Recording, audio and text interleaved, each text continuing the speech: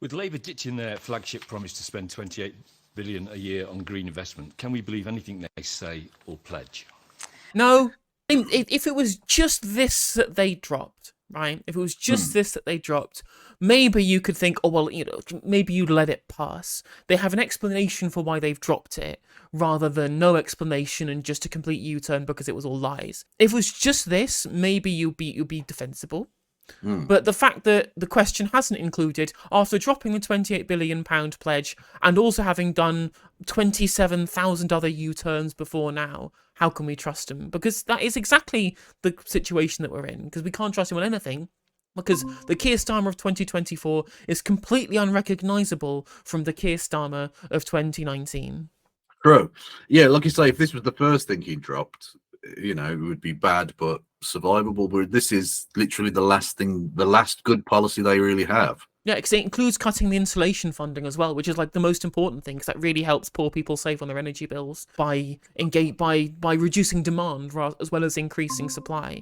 He's also dropping House of Lords reform, and the head of the CBI, Ralph Soames, grandson of Winston Churchill, the most famous Tory of all time, is trying to get Labour to drop their workers' rights pledges as well. So we could be left with literal nothing. This was a popular policy. He did need to get rid of it. The attacks weren't sticking. And just from a basic positioning point of view, if you come forward with a plan that's A, popular, and B, the attacks aren't sticking, go with it. Because if you put a plan forward, they're going to criticise it. And if you get rid of that plan and you have no plan, they'll criticise you having no plan. So you can't really win. If you want to run on the next election on the Conservative Party being bad on the economy, because they are, all you do whenever you respond on Conservative attacks against you is you've been managing the economy for 14 years. Everything is screwed up because you haven't invested. The fact that you're criticising us for wanting to invest shows you how bad you are. Because we are the only people who are going to do something different. Doing the same thing over and over again, expecting different results, that's the definition of stupidity. And we want to change from your failed economic strategy to a economic strategy that is going to be successful. And instead of doing that, they've gone, actually, all the Conservatives, all they say is correct about the economy. So to deal with the problems of austerity, we're going to inflict super austerity by digging downwards even further. Right, Wes, you're up. What's the answer to that question? It's actually because we're making difficult choices and because we're being honest about the fact we can't afford to do all the things we would like to do, that you should place even greater trust and greater confidence that the manifesto you'll see from Labour at the election is one that can be delivered and one that can be afforded. It is no secret. Terms of service stop me from saying the thing I would like to say about Wes Streeting. Okay, yeah, exactly. And the thing is that it's just wrong. He's just fundamentally incorrect about how the economy works. For people who are unsure, because I'll probably put this clip up on TikTok, we are a sovereign currency issuer. We cannot run out of money. There is no such thing as running out of money. You can, of course, be constrained in how much money that you can expand into based upon inflation, based upon gilt yields, based upon interest rates. All three of those things are coming down. The interest we pay on borrowing is coming down. The rate at which we're going to have to pay on new issued bonds, that's coming down. And inflation is being normalised as well. The normal constraints on how much extra money you can spend, all of these indicators are getting better. So what Wes Streeting here is saying is literally the opposite of true. It's a barefaced lie to the public that somehow the finances are worse now than they were this time last year, post-fiscal event from Liz Truss, when things are demonstrably better in every single possible metric, apart from the state of the country and the state of living standards for ordinary people. What would £28 billion of investment do? It would create jobs. It would transform our economy. It would bring down energy bills, all things that would increase prosperity, makes people's lives better off, make our living standards higher. Cutting it is just so much economic illiteracy in one place that is completely indefensible. Announcement in 2021, the economy has changed for the worse, the cost of borrowing has quadrupled, and that is in no small part thanks to the disastrous mini-budget, which has not only trashed the nation's finances, it means that families across the country are having to make even harder choices than we are as politicians, like the parents who are having to put essentials back on the shelves in the supermarket because they can't afford them because the prices have gone up, like the families who are having to tell their kids that this summer there won't be the holiday abroad because the mortgage has gone up, because the rent's gone up.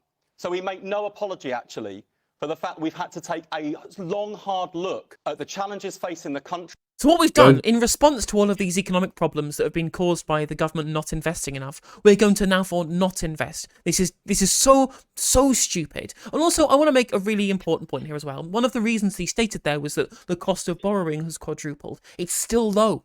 Right, quadrupled based upon what it was previously is not a relevant metric, because it was literally we were in a liquidity trap earlier where interest rates were literally zero. So quadrupling from the lowest they've literally ever been is still not high. In the 1960s, we were running fiscal deficits every single year under both Conservative and Labour governments, when gilt yields were higher for that entire decade than they are now. It's just economic illiteracy of the highest order. And of course, you can say, well, they can afford to be economically illiterate because all they're trying to do is frame what they're doing in a way to win the election. But people will remember. You create a political zeitgeist by teaching the public this economic illiteracy, and because there is essentially no counteraction to it, this will be the zeitgeist forever. You will embed austerity politics in the public consciousness for ages, which is how 2015 Labour lost, because they didn't oppose austerity. Their idea of deficit reduction was just the done thing in politics, and that's the world that we're sailing into the abyss of in 2024, all of this government credit card nonsense and we can't borrow to invest stupidity, which we absolutely can do. Yeah. The promises we would like to make, and kick the tyres on every single one of them to ask those two questions. Can we deliver it? Can the country afford it? And if the answer to either of those questions is no, it ain't going in our manifesto.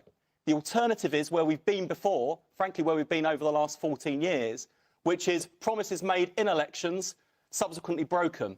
And if there's one thing that's in even shorter supply in our country than money at the moment, it's trust in politics and politicians. So the challenge for the next Labour... Our way of improving that is by consistently lying and going back on things we promised. The worst possible line that will improve. That will improve somehow the trustability of politics. No, you're the problem. Because again, it's not the only thing they've U-turned on. There's a whole list on Politico, but it isn't even complete because it doesn't include like a bunch of other ones that they even missed from their considerable number of U-turns up to this point. Oh God, why do they do this to themselves? Explain this to me then. If in order to fulfil the Green Investment Plan, it was originally thought £28 billion a year was needed, and now it's going to be £5 billion a year. Was it a wild By the way, just want to clarify, thank you, Ben, for pointing this out in Discord, that the 5 billion that they've scaled it down to, that's on top of the current 8 or 10 billion that the government are currently promising. So actually it's gone from 28 billion down to 15 billion, even though the 28 billion was originally supposed to be additional, but then it became 28 billion, including the 10 billion already, and now it's become 5 billion on top of the 10. So the framing of what the 28 billion even is has changed in retrospect. Actually, there was 28 billion on top, even though we said it was 28 billion on top of 10 billion, but now it's 5 billion on top of 10 billion. So it's just, the framing is so weird on this. It's almost like they're literally just going on the hoof on the basis that the Conservatives said some mean things. Yeah, well, that's it. That's literally it. That's all it is. Or is it a wild underestimate now? Because the difference between those two figures is enormous. No, I think it was always ambitious, and that was made clear when we first made the announcement in 2021, and through the conversations we've had since. But where we've landed today is in a place where we can say we've got a plan that would cut bills. Good question. Is this the Marxist capitalism we were promised? I think it is. I think so. Energy bills that would help get the economy growing and create jobs in part of the country where we've seen, frankly, industry pack up and leave over the decade. How can what Keir Starmer is saying he'd do today, which is pretty much everything he was planning to do originally, but on a fifth of the money? Well, hang on. The commitment to clean power by 2030, which is one of Labour's 5 missions for government, we've made a whole series of commitments on that, fully costed, fully funded. And right, but if you were saying that 28 billion a year was necessary to get to that, and you're not offering anywhere near that now, you cannot get to it even by your own standards. And those commitments remain. There were lots of other things that we would have liked to have done in addition that would take us well beyond the £23.7 billion we've committed to spend in total over 5 years.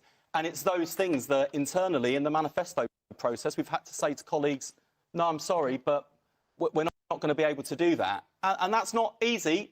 But I'll tell you what, it's actually a lot easier for us as politicians making those choices than it is families that are making even harder choices for themselves at the moment. And we're not willing to gamble with your money and the nation's economy in the way the Conservatives have, which has left the whole country paying a very, very heavy price indeed. Well, on 311 occasions, Labour Party politicians have said they are going to go ahead with their green £28 billion revolution of the economy, as they described it. On over 60 occasions, Keir Starmer has Again, how bad is it that this brick of a forehead man is now on the offensive? He can now go after Labour in a way that he shouldn't be able to. They should bring running him out of the room as a man who literally will happily laugh in the face of a bereaved mother. And yet the question is, aren't Labour shit? Disgust. Just another day of Labour's communication strategy. But is this just an easy line that he's been gifted by the Labour Party for their terrible communications? Yes, it is. Welcome to Labour Party politics, where the adults are back in the room. Back in the room. I just have to say that again. On 60 occasions, he 60. has U-turned. So when Wes talks about promises made and promises broken, well, that's a U-turn, isn't it? And he's done it on over 60 occasions. Now, I can understand a political party, and quite rightly, you are good. Well, hopefully, you're going to. I'm sure I'll be challenged in terms of something in respect to my party. But I can understand putting a manifesto to a country where you actually believe in something. But just putting something out there, then having U-turn because it doesn't seem popular, that's not what a government is about. And you see, if you put a plan forward, they'll criticise it. And if you don't have a plan, they'll criticise you for not having a plan. So why not grow a spine, put a fucking plan forward and stick with it? Yeah, exactly. And the thing is, there's nothing they can do to respond to this. There's nothing they can do to respond to the accusations of flip-flopping and being unserious and U-turning, because it's all true. It's all true. The problem is that they can't admit, even the Conservatives can't admit why the flip-flops have happened. And the media can't admit why the flip-flops have happened. They just have to kind of imagine that they've just come out of the sky, that they just don't know what they're doing, because they can't admit that the real reason that they're U-turning is because that's what they stood on for leader, because they wanted to appeal to the voter base of the Labour Party membership to try and hoodwink them ethical into case turning the for party. socialism. Yeah, exactly. They're trying to hoodwink the membership into voting for a right-wing Labour Party leader by essentially lying. And the only reason why they've U-turned at all is because all of the policies that they stand on now that they actually believe in would not have been voted to make Keir Starmer leader of the party. But then again, the 2017 manifesto is a foundational document, so I'm assuming he'll just become become Corbyn, destroyer of capitalism, once he becomes Prime Minister. I'm sure that change will happen with the backing of the boss of Iceland. Well, I imagine so, yes. And indeed, the husband of Holly Valance, who attended the Popular Conservatism thing, who is now back. Oh my God! Is now Property back. tycoon. Billionaire conservative freak who is now backed Keir Starmer for Prime Minister. So that's reassuring from the Democratic Socialist Party of Britain. Like if you're Sharon Graham or you're Dave Ward, if you're Christine McAnea, you're the heads of one of the biggest unions in the country, and you're looking at property tycoons and CEOs who don't pay a living wage, saying how much they support Keir Starmer. Like, what the hell are you doing with your life, still being affiliated to this shit? Yeah, you need to. Are you not embarrassed? Do you not feel shame? You need to de-affiliate immediately. They are not the party of Labour. I mean, they haven't really been for a very long time, but regardless, they at least were vaguely sensible under Corbyn. Sorry, that's anti-Semitic, I know, but I'm going to say it nonetheless. This is fucking whack. And yeah, again, Solly with a great point. Is the manifesto bomb-proof yet? This was done so that they couldn't be criticised on their manifesto. They made this decision so that their manifesto would be bomb-proof. And yeah, it does appear you're being Dresdened on national TV. It's literally true, 100% true. I think what they actually would much rather have is a discussion on character between the kind of ramshackle conservative mess and them looking like statespeople. But being somebody who has no moral or ethical position, who changes their position depending on which way they think the wind is blowing, does not make you look like a highly moral character, does it? They would actually be, ironically, despite their logic, their internal logic, they're actually probably much better standing on policy, because policy is why we've gone the country that it's in at the moment. And their policy, if they'd have stood on something not even similar to what they had in 2019 when Keir Starmer was standing for leader, but even just like a handful of like the good bits in terms of what would be palatable to the electorate, the Tories would be dead forever, completely ground into the dust. There'll be no Tory party ever again. Yeah, exactly. Yeah. I think I mentioned this the other day. It wouldn't have taken that much for me to vote Labour this time. You wouldn't have had to give me as much as Corbyn did, just because the Tories are so abysmal and they're so obviously unfit for office that even just a semi-reasonable Labour Party, I'd have voted for that. It wouldn't have been my ideal choice. I'd have had to have held my nose at the ballot box and all the rest of it, but I'd have done it just to make sure that the Tory doesn't get in here and indeed across the country. But no, they can fuck themselves, because how are they any better? If you're just going to say, well, they're not as corrupt, they haven't had the opportunity to be as corrupt yet. And they are as corrupt. Like, they literally are as corrupt, right? Look at the Labour Together stuff with the £700,000 of donations that broke the electoral law from people like Trevor Chin, private capital, private investment. Them having dinners at the CBI where Ralph Soames can try and get them to roll back on promises for workers' rights, and so they're saying that they don't want a European model of labour, of employment. Like, they're just as corrupt at this point, as far as I'm concerned. Or crony is probably a better way of putting it, to avoid legal trouble. But it's just absolutely 100% cronyist to the fact that they can literally have rich people who are the enemies of workers setting their policy for them. Quite obvious, and what is quite simple is that there is no plan from Keir Starmer's Labour Party. They will say anything. Again, as always, I cannot have pre-watched this. I told you they'd criticise you for having no plan. He will say, in terms of addressing the question, he will say anything to get your vote. Yes. In terms of this plan, in terms of the issues we've been talking. But to be fair, your party leader did cackle in the face of a bereaved mother to get the votes of bigots. So, like, I don't know that you're on firm footing with that criticism. His financing. Let's all come back next week, because he'll have U-turned by next week. Because this is what he continually does. Do not vote for a person who you all know. I can understand why some people will vote Labour come what may, but you all know you cannot take a word he says seriously, because he will U-turn immediately in respect of that.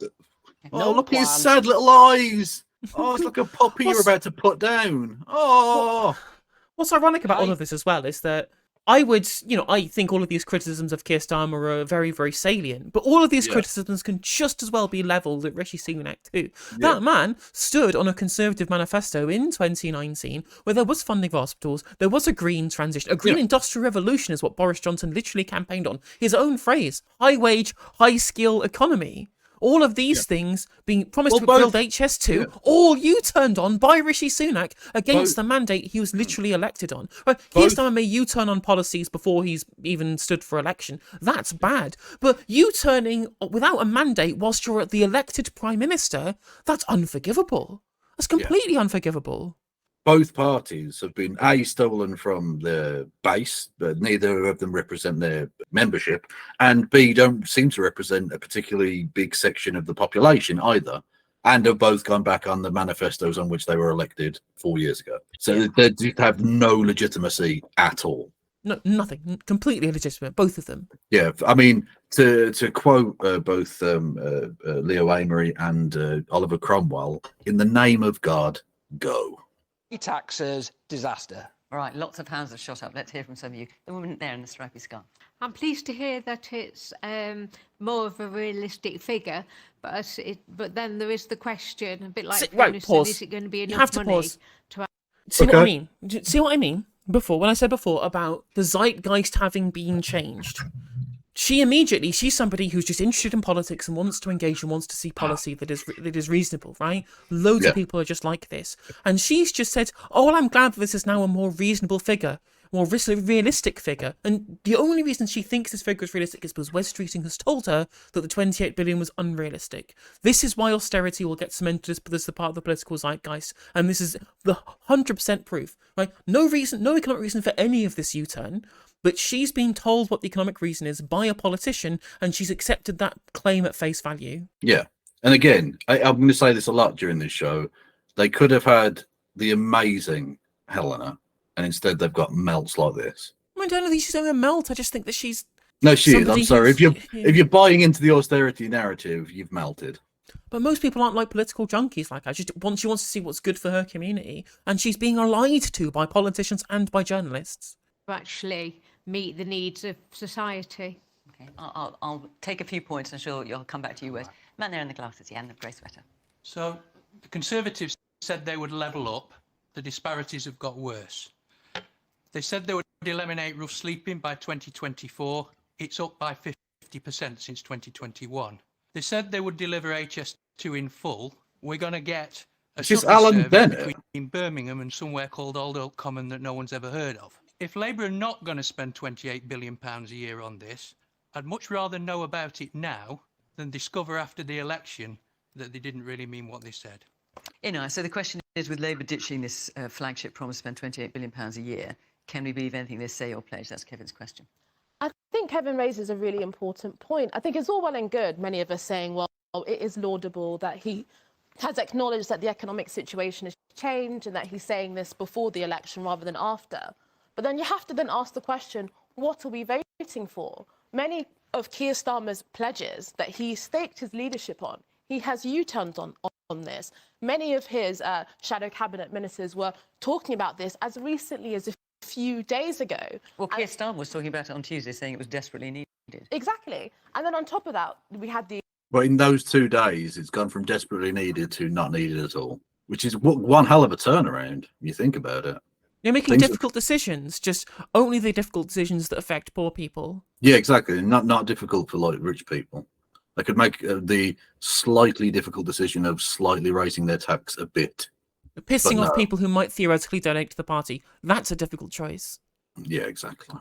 The abolition of tuition fees, that was dropped. He said he was going to nationalise lots of industries. That was also dropped. He said he was going to abolish the House of Lords, abolish universal credit. So these are huge, potentially transformative policies that Keir Starmer has taken to the country and now abandoned. So yes, I agree that many people feel that the Tories have not met expectations, but I don't necessarily think that that's a good enough reason to vote for another party. We need to see a genuinely transformative vision that people can believe in. Other parties are available. Empty promises and effectively a Conservative light. Man at the back.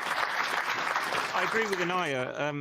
I can understand Labour's reticence in over-promising because that's partly what happened at the last election and was the result was obvious. But what the country needs is a clear vision of how you're going to make people's lives better and a differentiation between yourselves and the Conservatives, because otherwise people are only going to vote for Labour because they're not the Tories and not because they've got some vision for improving people's lives. True, but the last time they had any difference between them and the Tories, you all smeared them as anti-Semitic. Sigh. I mean, it's really interesting how all of the answers are just, we can't trust you, you're too similar to the Tories, and none of the people at Labour HQ can look at that and go, well, maybe we should find something that's differentiating between us, instead of going, job here is done, political uniparty established, well, yeah, consensus not broken. That's because they are Tories, so... Well, yeah, that's what they ideologically believe in. Young man here near the front, yeah. Yeah, I agree with what Daisy was saying about costing climate change measures.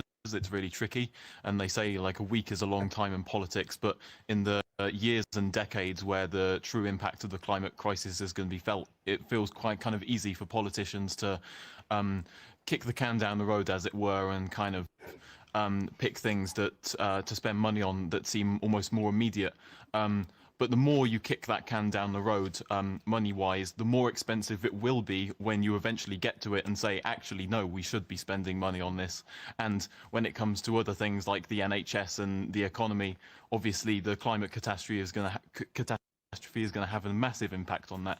So I think in terms of spending money on the climate crisis now, I think it is much needed, and it's a shame to see the 28 billion get watered down, really.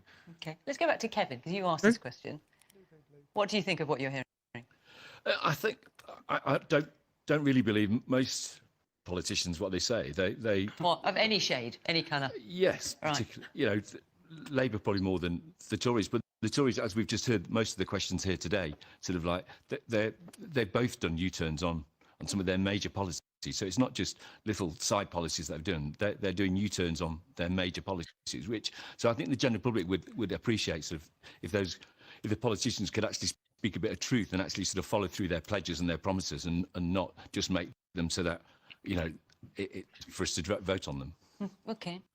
Let's just come back to the question that you asked here in the front, which is is £5 billion a year going to be enough? I mean, just come back to this, Wes, because I don't want to be simplistic about this, but if £28 billion a year was desperately needed every year, and that was going to be ramped up in the lifetime of the Parliament, and Keir Starmer wants to get to the same point, but on a fifth of the money, this woman's point here, how is that enough? Well, the £28 billion a year was about more than clean power by 2030, but that remains our commitment, and it includes £8.3 billion so that we can set up Great British Energy, a publicly owned company that will invest in clean homegrown power and make sure that as we invest, we get a stake in it. Because actually, there's loads of publicly owned So it's not publicly owned then? That's it, right? If all you're doing is getting a stake in a private company, then it's not public ownership. It is a share equity for the government, which, as I said it before, we'll say it again. It's better than just throwing money in subsidy like the Tories do. But that's not the same as public-owned energy company like EDF, which is literally 100% owned by the government of France, who we pay our energy bills to because they're a supplier in the UK, who own all of the power they generate, and all of that money goes into either putting into the public coffers to spend elsewhere or in reducing bills. So it's not the same thing, your company owning a stake in something, because then it's just an investment fund. It's not even a company. Companies at work in this country, they're just publicly owned by other countries in Europe who benefit from our bills and the profits generated here. Okay, but to so that why woman's don't we get point, a piece of that? even though it's a fifth of... Okay, but whether it's a foreign company or a British company that own it, it's still going into private pockets instead of for public good. No, but 25% of the share equity of the dividend is going to go back into the public purse, Kev. And that's the same as having the state being able to set the prices and gaining all of that profit. Well, honestly, Wes Streeting is such a vampire, I'd like to put a stake in him. Okay? Boom! We know that it's going to be 25% as well, because they say they're only investing £1 for every £3 of private investment. So it is at maximum 25% share ownership of these companies. He said other government, not companies, Kev. Did he? I thought, well, he did say other government, but he's already admitted that the companies that we are going to be funding, we're not going to be getting like a majority stakeholder in. So dream small, people. Dream small. The money, you're saying, I know we thought it needed to be 5 times bigger before. It's going to be a fifth of that now, and it's still going to be enough somehow. Yeah, and with £7.3 billion for a national wealth fund, that will invest in British industries to make sure we've got electric vehicle manufacturing here, to make sure we save our steel industry and don't let it fall on its backside. A British jobs bonus of £500 million, so that as companies look to invest, we incentivise them to invest in those parts of the country that currently lag way behind London and the South East in terms of well-paid jobs. And the final thing I'd say is this isn't all about public funding. A lot of what Labour's plan is geared towards is investing so that we unlock private investment too. And with our planning reforms, for example, there's a huge amount of investment that's being tied up by companies. We just got to get rid of the red tape, and then magically the houses will happen, and they'll be affordable. Honest. Yeah, exactly. If the I hear them, you cut the red tape and you deregulate, and then the wealth will all trickle down. I wonder where I've heard that before, Kev.